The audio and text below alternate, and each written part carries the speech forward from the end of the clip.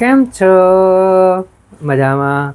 સુવાક્યોની દુનિયામાં, સુવિચારની દુનિયામાં આપનું સ્વાગત છે. મારા દોસ્તો, મારા મિત્રો એવું કહેવાય છે કે મૌનમાં ઘણી તાકાત હોય છે. આવી જ કોઈ વાતને સુવિચાર તરીકે કોઈ અજ્ઞાતે ખૂબ સરસ રીતે લખ્યું છે. આજનો જે સુવિચાર છે તેનો વિષય છે મૌન, સાયલન્સ. કોઈ અજ્ઞાતે ખૂબ સરસ રીતે લખ્યું છે કે મૌન એ ક્યારે વ્યર્થ નથી હોતું, તેમાં ઘણા બધા સવાલોના જવાબ છુપાયેલા હોય છે. મારા મિત્રો, વાત ખૂબ જ સીધી છે, ખૂબ જ સરળ છે, એટલી જ મહત્ત્વની છે. અહીંયા જે વાત છે તે મૌનની છે અને આપણા જીવનની છે. મારા મિત્ર, આજના જે દોડભાગવાળા અને હરીફાઈવાળા જીવનમાં જો સૌથી વધુ જરૂરી હોય તો તે મૌન છે. આજે દરેક વ્યક્તિ 100માંથી 90 વ્યક્તિ તરત જ પ્રતિક્રિયા આપવામાં માને છે.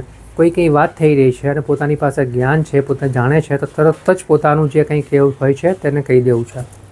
સામેવાળાની પૂરી વાત પણ નથી સાંભળતા અને તરત જ પોતાનું જે કંઈ છે તરત જણાવી દે છે.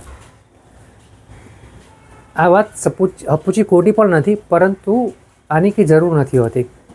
જ્યારે તમને કંઈ પૂછવામાં આવે, જ્યારે તમારી પાસે કંઈ માર્ગદર્શન લેવામાં આવે ત્યારે બોલીએ તે વસ્તુ બરાબર છે, પરંતુ તેમને જ કોઈની વાત ચાલુ હોય ને વાત કાપીને આપણે આપણું જ્ઞાન આપી દઈએ, આપણી વાત કરી દઈએ, તો ત્યાં આપણી જ અધોગતિ થાય છે.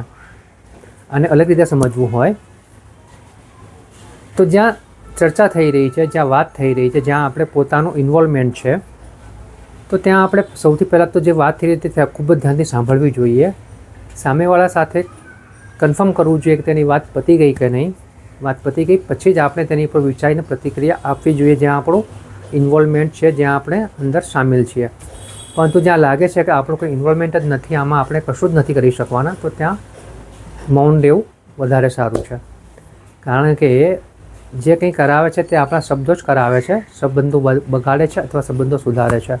વાત ફક્ત એટલી જ છે કે આપણને એટલી ખબર પડવી જોઈએ કે આપણે ક્યાં મૌન રહેવું છે અને ક્યાં બોલવું છે. તો આપણે આટલું શીખી જઈએ તો આપણે આપણું જીવન જે છે તેના કરતાં વધારે સારું બનાવી શકીએ છીએ. અને મૌન રહેવું એનો મતલબ એવો નથી કે આપણને જવાબ નથી ખબર, કે આપણે નથી જાણતા, પરંતુ મૌન એક એવું ચારિત્ર છે કે જે ઘણા બધા સવાલોનો જવાબ જાણે છે, પણ છતાં પણ તેને નથી કહેવું. નથી કહેવું એનું કારણ એટલું જ છે કે તે જાણે છે કે અત્યારે જવાબ આપવો યોગ્ય નથી. બસ મારા મિત્રો, આટલું જાણીએ, સમજીએ અને મૌન જે છે તેને સમજીને આપણે આગળ જીવનમાં વધતા રહીએ. એટલા માટે જ કોઈ અજ્ઞાતે લખ્યું છે કે મૌન એ વ્યર્થ નથી હોતું, તે ઘણા બધા સવાલોના જવાબથી છુપાયેલું હોય છે. Thank you.